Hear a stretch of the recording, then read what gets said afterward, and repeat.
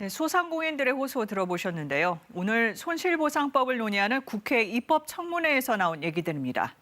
여야 가릴 것 없이 법으로 손실보상하고 또 소급 적용하는 게 필요하다고 했지만 정부는 형평성 문제 등을 들어서 소급 적용은 어렵다는 입장이었습니다. 노태영 기자가 보도합니다.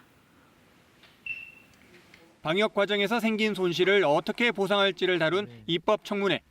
과거 피해까지 소급해 지원이 필요하다는 데에 여야 큰 이견이 없었습니다. 국가가 눈을 감는다면 그것은 헌법 정신에도 어긋날 뿐더러 앞으로 비슷한 재난 상황이 발생할 경우 그 누구도 정부의 행정명령에 응하려 하지 않을 것입니다. 국민은 빚을 내어가며 연명하고 정부는 국민이 죽어가든 말든 초점을 흐리는 재정 건전성 매지가에 빠져드는 형국입니다. 정부 입장을 대표한 기재부는 소급 적용은 어렵다는 입장이었습니다. 그간 현금 지원 등이 있었으니 보상을 더한다면 중복 지원이라는 겁니다.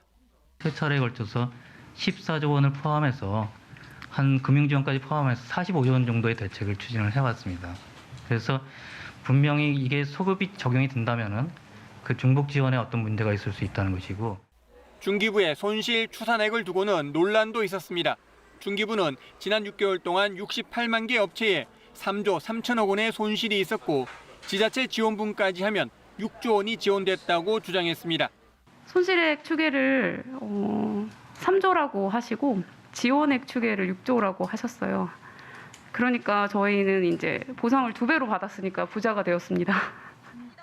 청문회에 앞서 여야 의원 110여 명은 큰 틀에서 손실보상 원칙에 합의하고 세부 내용은 단계적으로 풀 것을 촉구했습니다. 정부와 입장차를 좁히지 못한 국회는 상임위 차원의 논의를 이어갈 계획입니다. KBS 뉴스 노태영입니다.